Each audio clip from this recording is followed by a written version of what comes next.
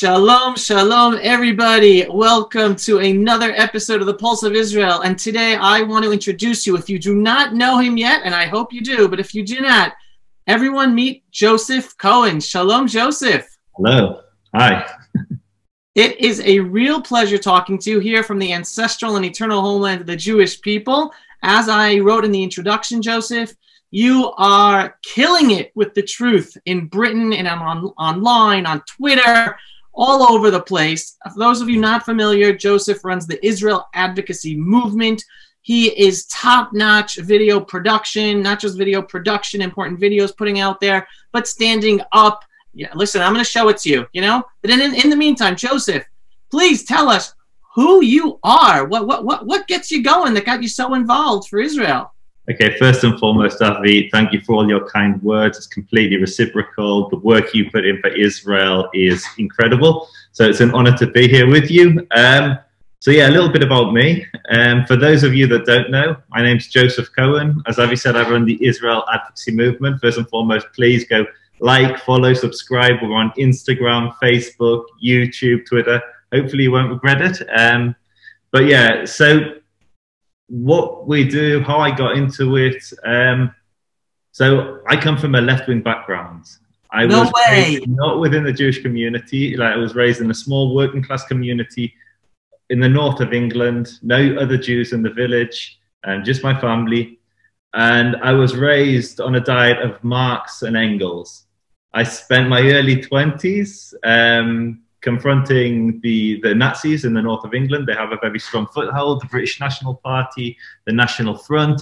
So my early 20s were spent in left-wing circles opposing Nazism. I've been on a very long journey to get to where I am today.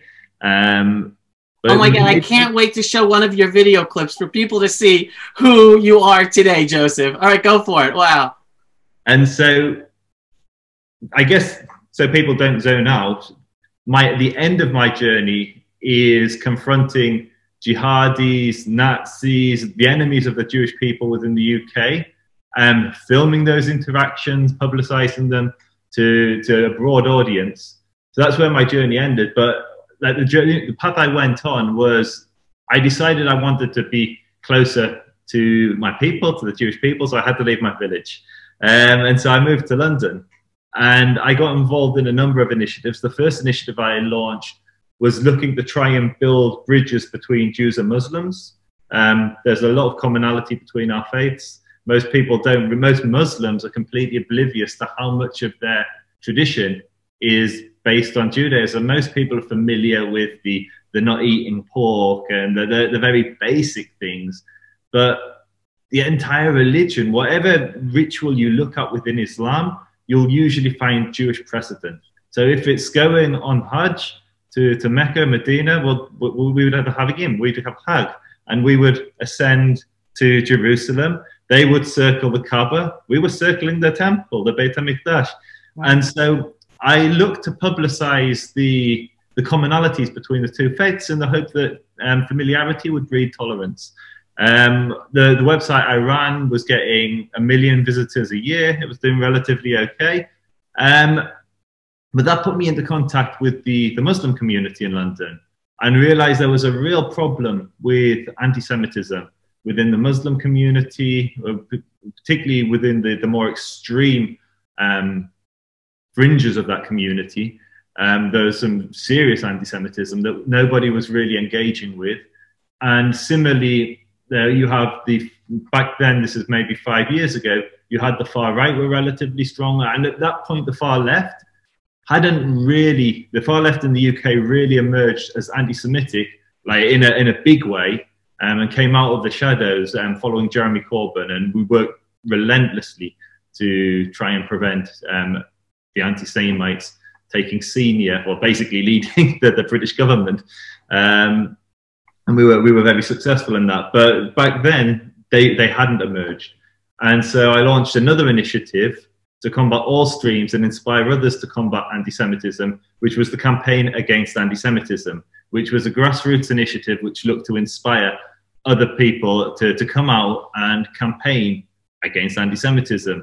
I stepped away from that in the very early days after setting it up and left it. And Gideon Falter's now running it and doing a tremendous job. He's taken it to dizzying heights that I could never have achieved, but they're doing phenomenal. But launching the campaign against anti-Semitism was really interesting for me because it was around the time of the Gaza war. And once the war died down, the anti-Semitism disappeared overnight. It was bizarre. We were seeing tweets every single day. We were cataloguing people saying Hitler was right, Hamas, Jews to the gas. The war stopped, they disappeared. But what persisted was what I call the acceptable face of anti-Semitism, which is, I don't hate Jews, I just hate Zionists. And it made me realize that actually most people, most sound of mind people, are opposed to anti-Semitism. But the real challenge we have is anti-Zionism, which is the acceptable face of anti-Semitism. It's Jews as a collective, Jews as a people, that it's acceptable to hold a prejudice against them. So in 2019, 159 people were killed in the Israel-Palestine conflict. 30,000 people were slaughtered in Afghanistan. 10,000 people were slaughtered in Syria. Around, I think, 14,000 people were slaughtered in Yemen. But it's Israel, Israel, Israel that the left obsesses on, the Islamists obsess on, that the far right obsesses on, and they turn a blind eye to much more horrific conflicts. And it was this double standard, this hypocrisy, this acceptable anti-Semitism that I wanted to take a stand against. And so I launched the Israel advocacy movement to do exactly that. Since launching, our focus has been predominantly having interesting interaction with those that seek to oppose us and educating the broader public about anti-Semitism, about Israel, but filming most of that media and broadcasting it. We've got zero funding, so if anybody does want to help, every little help. We've got a Patreon. They can be found on our website. We've got merchandise like this Herzl is my homeboy t-shirt, which you can purchase love it. From the store. But because we've got no funding, we've still been able to reach millions and millions of people. Last year alone, I think it was 20 million people watched, no, 40 million people watched our videos last year alone. So we're reaching huge audiences with no help from anybody. And hopefully talk about some of those videos and those interactions with Avi today. Our videos are shared by Netanyahu, by Trump. Like we've really got out there with very little help. Guys, you just heard that, okay? Videos made by Joseph, and if I'm not mistaken, you're really a one-man team. Pretty much. I mean, I can't say exactly a one-man team because I mean, I'm sure you have help, but every video goes via my wife for one person, and this is there's a march every year in the UK, which most people are familiar. It's a global march, Al-Quds Day. There was very little opposition to it, so my wife and I decided in 2015 that we would go there, hand out pro-Israel flyers to the Hezbollah supporters, and film the interactions to show British Jews that nobody was opposing this. Now you've got one Jew, myself, and my little wife, who's maybe 5'2", 4". She's quite short with the headscarf. She's a little taller, but just the two of us standing against Hezbollah. It worked. We filmed the interaction. The following year, we got hundreds of people on the streets opposing, with the help of the Jewish community, with organizations like Sussex Friends of Israel. Definitely go and follow them on Facebook, Twitter, Northwest Friends of Israel, the Zionist Federation. We all came together and put on a huge protest to stand against Al-Quds. But from that point on, my wife has been involved in every single video. So we have lots of people volunteer, help us, come onto the streets with us.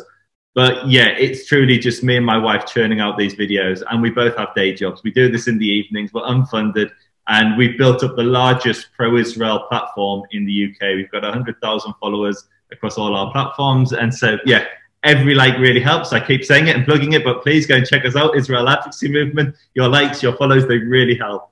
Unbelievable. Guys, I want to go to one of your videos so people can see you in action, Joseph. And this is just, I just want everyone to understand, this is just a little, just one aspect of what Joseph and his wife have been able, have been able to doing in a lot of different types of videos. This is one showing Joseph in action on the streets. And I just want to give a little bit more about you. Joseph goes into the lion's den. He goes in and goes up to the faces of jihadists or Islamists on the streets of London and argues with them. But I want to give you credit that I don't know if you give yourself.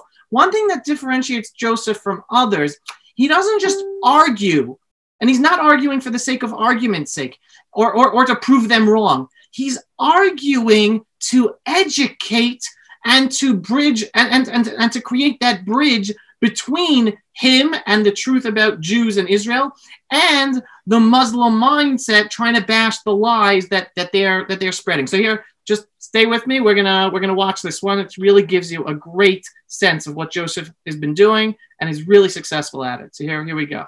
Get a taste of it. Ready? Mate, I'm bringing facts. You're bringing nothing but opinion.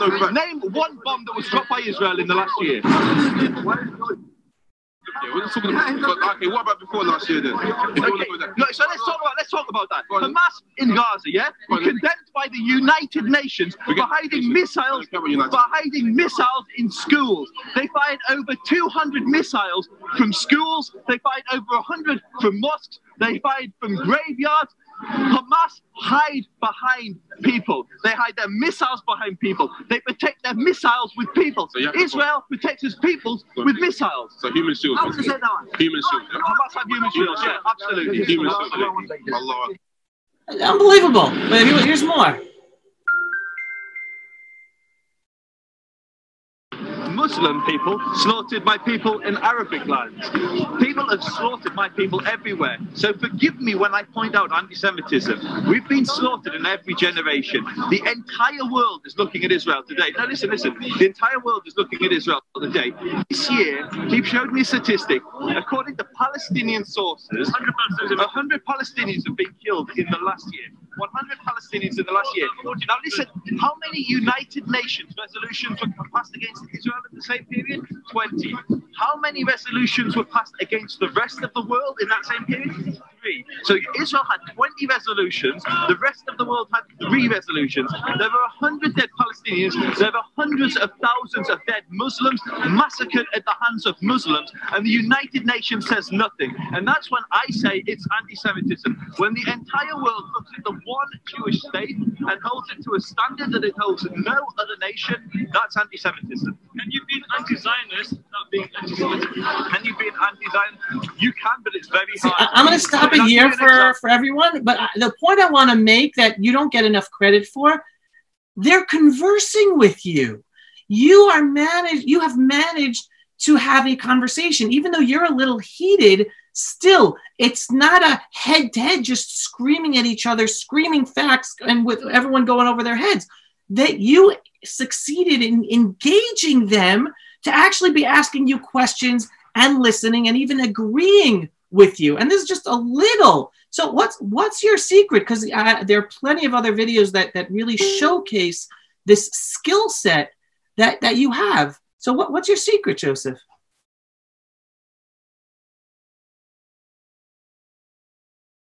Sorry, I put myself on mute so you wouldn't, so I wouldn't distract the video. So the secret is first and foremost actually doing something. And then most Jews, most Zionists are afraid to put themselves into those situations. And when you do put yourself into that situation, you realize 9 times out of 10, it's nowhere near as bad as you thought it was going to be. And one of the things that most people don't realize is when you're in that interaction, you're not often you're not speaking to the person you're conversing with, but you're speaking to the camera, to the people that are watching. Now, I can't remember on that video, but this isn't a video on my channel. This was filmed by somebody else. It's at a place of free speech in the UK called Speaker's Corner. It has a very big online following. Abby, how many views did that video have? Ooh, hold on, I'll tell you. It has 327,000 on this other channel. And just read out a couple of the comments on there. Wow, the Muslim asked the Jew if he believed in the Jesus narrative. Really? No. Never argue with an idiot because they will drag you down and beat you with experience. That's really good. I have to say that. We should be able to live together side by side, said the angry man. I guess that's referring to you, but saying, but usually what you find, there's thousands of positive comments. So there's 370,000 people suddenly watching a Jew and a Muslim, or a Jew and a number of Muslims, discussing the Israel-Palestine conflict. And if you read, there'll be loads of positive comments, and you reach an audience that you ordinarily couldn't. You're breaking out of the echo chamber, and you're changing public opinion about Israel, which is the most important thing we can do. Now, what most people don't... Wait, I want to interrupt you with one of these comments. Quote, "The Jew knows his stuff. Respect, brother." That's a good one. Yeah. It's also would good. You please, here's another one. Would you please do more talks with the red bearded man? I've seen this and another, but he is respectful, factual, knowledgeable in some Arabic, and says, "Lo ilaha illallah, salam to you all." So that's a Muslim talking. He's very impressed with you. Yeah, so there was a video which got even more views on that same channel, 1.5 million views. And that's what he's quoting. It's basically, I went up to Muslims. I made a video with British Muslims asking them to point out Masjid Al-Aqsa, the third holiest site in Islam. And they told me how important it was to them. And then they all pointed to Qubbat al-Sakra, which is the dome on the rock. Right. And they pointed to the wrong mosque. Masjid Al-Aqsa is in the corner. The big, beautiful dome that we can see behind Abby's smiling face is... Right, this is not the Al-Aqsa Mosque. The Al-Aqsa Mosque is over... There we go. Over here. There's the Al-Aqsa Mosque. And so I made a video, and it went down really well with the Muslim audience, because they were like, "This is shameful. Here's a Jew that knows more about Islam." And in that video... And actually, the original time I introduced it was basically in Islam, you have something called the Shahada. The Shahada is the testimony of faith. And Jews, we believe the first part, La ilaha illallah. There is no God but God. So as an Orthodox Jew, I'm cool with that.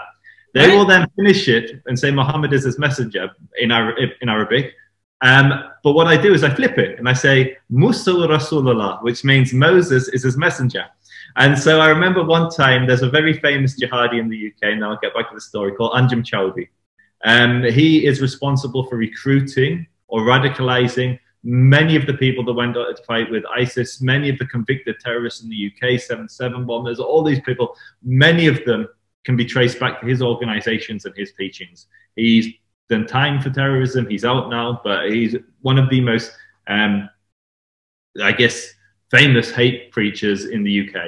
And he was holding a demonstration, and at the time I was wearing a velvet kippah, and I walked up to him and I said, "Anjem, can I have a selfie?" And he looked at me and he thought I was a Muslim, and he was like, "Certainly, brother." So he puts his finger up, which is the edge finger, and he goes, we're smiling together, "La ilaha illallah." And I looked at him and said, "And Musa Rasulullah," and all his jihadi mates fell about laughing. He realized I was Jewish. He got really uncomfortable. And so in that same video, the 1.5 million views that the other person was quoting, I do the same thing. I said, "La ilaha illallah, Musa Rasulullah," and they really liked it. And so I think what it shows is if you engage and you respectfully look into Islam, the overwhelming majority of Muslims, in my experience, certainly in the UK, genuinely are opposed to anti-Semitism, but like the left, they have a complete blind spot to Israel.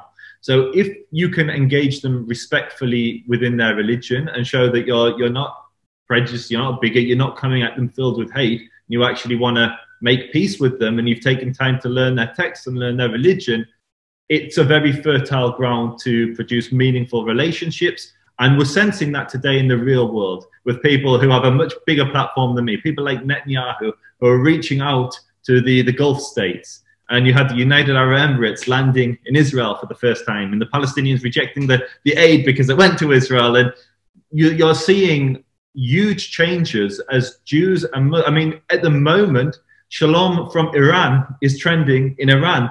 Muslims are willing to engage with Jews, and Jews are willing to engage with Muslims if we're coming at each other from a place of respect. And I think that's one of the reasons I can go to some of the so-called no-go zones in the UK, wearing a kippah, wearing a jumper that says Zionist or Herzl is my homeboy, both for sale on our store, so go check them out. You can do the same. Wearing an Israeli flag and rarely being met with violence or aggression. And when that happens, I can usually diffuse the situation and turn it into a positive, which is then broadcast to hopefully tens of thousands, hundreds of thousands, if not millions of people. Listen, you touched upon the key to peace that unfortunately most Jews, not just Jews in diaspora, not just Jews in Britain and America, etc., don't get, but many Israeli Jews. And it's a misunderstanding that we Jews, we're Middle Eastern. We're not Western. We're from here. Our culture originates here.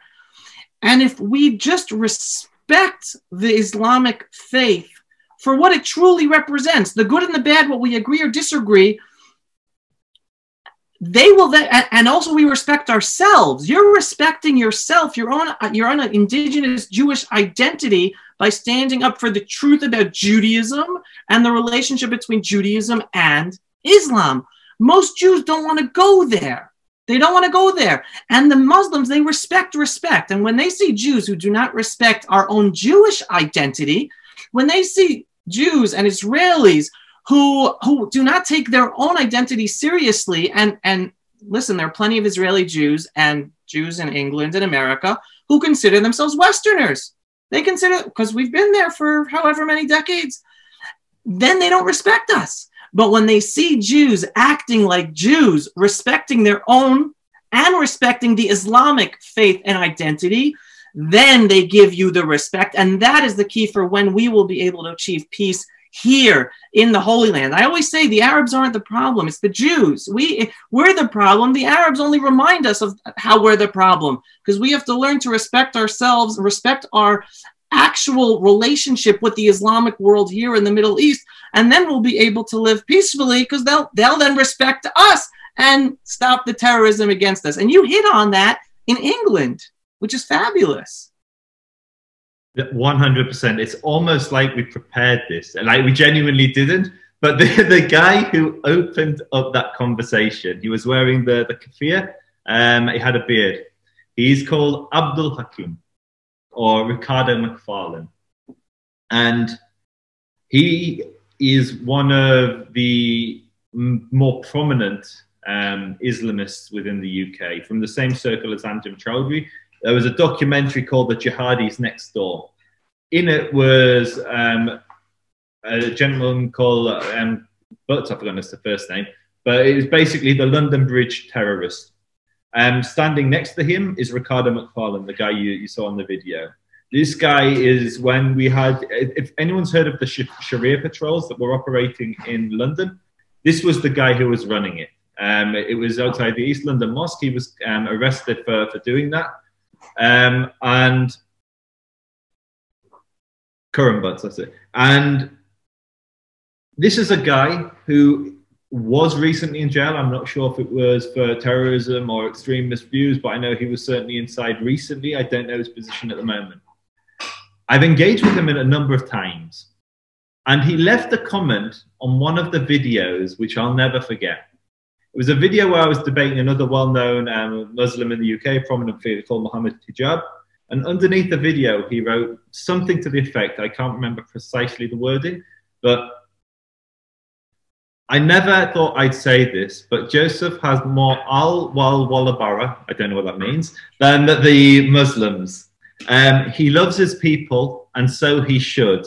And that was the basic sentiment of the message was, here is a Jew that loves his people.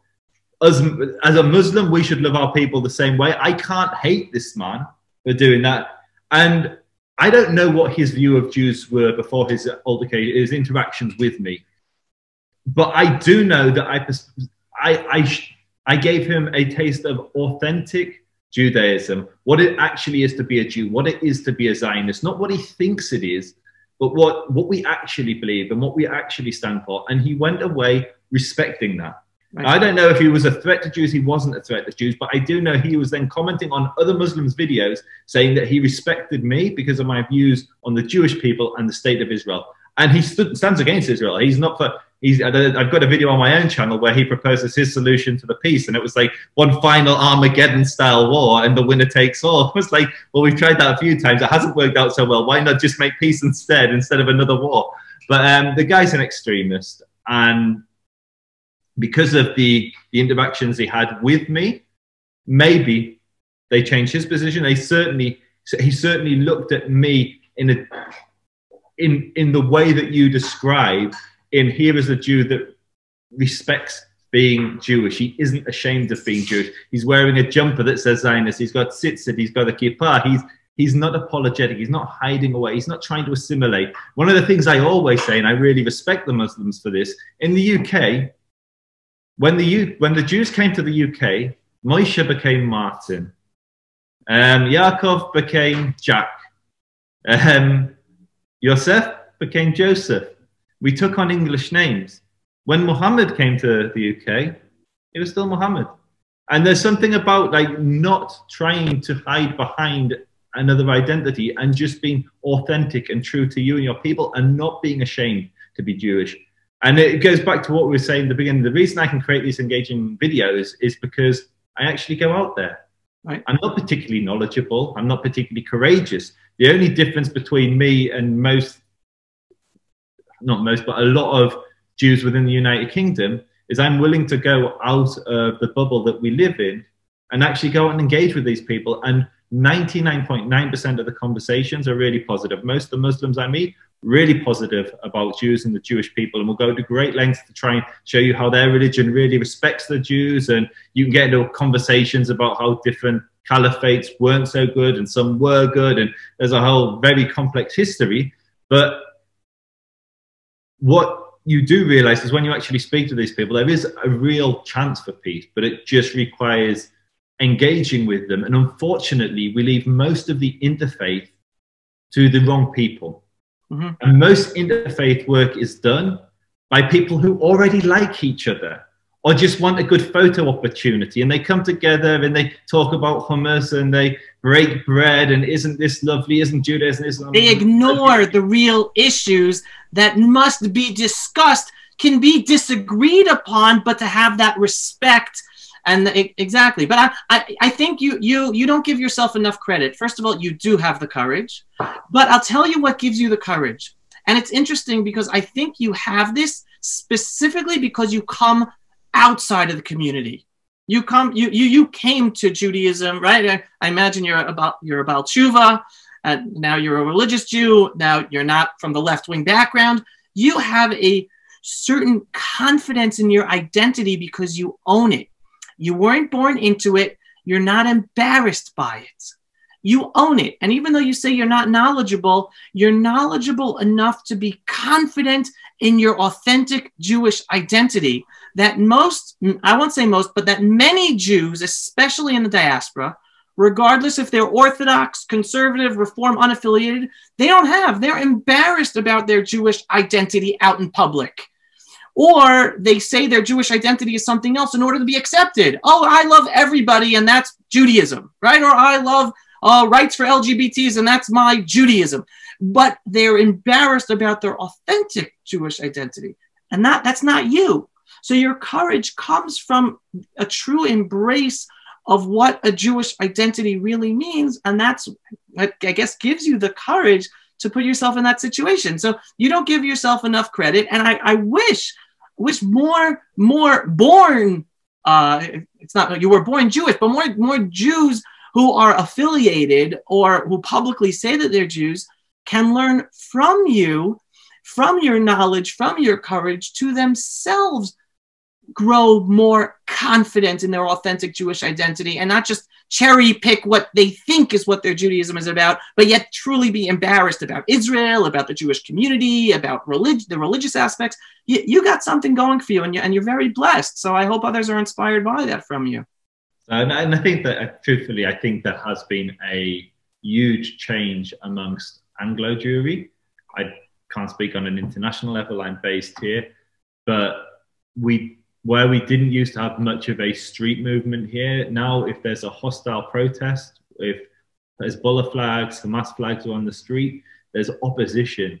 Jews of all ages, from all backgrounds, from religious to secular, from left to right, come together and oppose. I mean, the most recent instance would be the whole Jeremy Corbyn business, with the rise of far left anti-Semitism within the UK. It was we actually owe Jeremy Corbyn a thank you.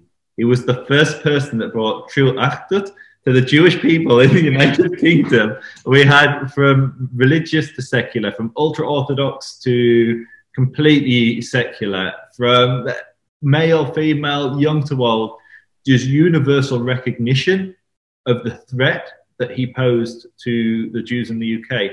And that may not have, I think social media, people, there's not just me, there's activists like David Collier, and there's a number of activists who are doing great stuff either on the streets or online research groups like NASHA, Labour Against Anti-Semitism, David Collier, all these people, like the Israel Advocacy Movement, researching and identifying the anti-Semitism within parties like Labour and actually defeating them, helping the country, the United Kingdom, to realise that there is a real anti-Semitism problem within the Labour Party, and it started from the top. And thankfully, that's now history. They're fragmenting, they're breaking up, they're forming new parties whose central tenet seems to be very hostile to Israel, and mentioning groups like the Board of Deputies of British Jews, like moving into classical anti-Semitism, and these groups are forming as the Corbynites break up. And so there's still a threat here, but the difference is to 10 years ago is there are now a number of activists, a number of community members who are willing to actually stand up for the Jewish people and take a stand against those that seek to do us harm. Which is, so it's definitely not just me. There's now a number of people in the UK that are doing this. That's true. And for those not familiar, you, David Collier, Sussex Friends of Israel, and the others you mentioned, the others that haven't been mentioned, were really the backbone of the activist movement that woke British population up to the anti-Semitism of Jeremy Corbyn. That I'm sure you had a huge impact on his loss, which was not just good for the Jews, but is so critical for saving Britain at this point in time. So really, I take my hat off to my kippah off to all of you on the amazing work you did. Listen, Joseph, there's so much more to talk to. Let's save some of it for another time. I just wanted to at least get people to learn about you, to follow you, Facebook, Instagram, Twitter. Joseph is very active on Twitter. YouTube, follow the Israel Advocacy Movement. Just look up Israel Advocacy Movement on all the different channels. Any words of additional words of optimism for everyone, Joseph? I mean, I guess that it's not really words of optimism, but we are one of the most privileged generations of the last 2,000 years. When anti-Semites used to rise up to destroy us, we had two options: either fight them and likely lose because we were a minority community, or flee and hope there was another nation that was willing to take us in. And that didn't end well. We went from country to country fleeing anti-Semites. Today, we're incredibly privileged that we actually have our home back. And our home has saved Soviet Jews. It saved refugees, Jewish refugees from the Arab world. And if a tyrant were to achieve a position of authority, thank God we have Israel. So while anti-Semitism is on the march globally, and those of us that are still outside of Israel have a fight on our hands, thank God that we have our home to flee to if things do get too difficult. So yeah, there are no words of optimism, no positive, but just thank God we live in this generation where we have our home back. 100%. All right, Joseph, I just want to say thank you for you and your wife honing in on your talents and using your time to make such an impact with your voices. And again, there's so many videos. Everyone go to subscribe to the Israel Advocacy Movement YouTube channel. And just go through one video after another, really powerful videos, not all on the street, but informational, educational, done really, really well. Keep up your great work. Thank you so much, Joseph. Likewise. Thank you so much for having me. It's been a pleasure. My pleasure. My pleasure. Everybody, I just want to say thank you now to each and every one of you for watching. Again, definitely go out, follow Joseph in all the different channels possible. Share his stuff. We share his stuff on Israel Unwired. Love his stuff every time a new video goes out. And again, thank you for watching. Signing off for another Pulse of Israel from the ancestral and eternal homeland of the Jewish people. Shalom, everyone. Stay safe. Stay healthy. Pulse of Israel, frontline videos from the Holy Land. Support our work by donating today.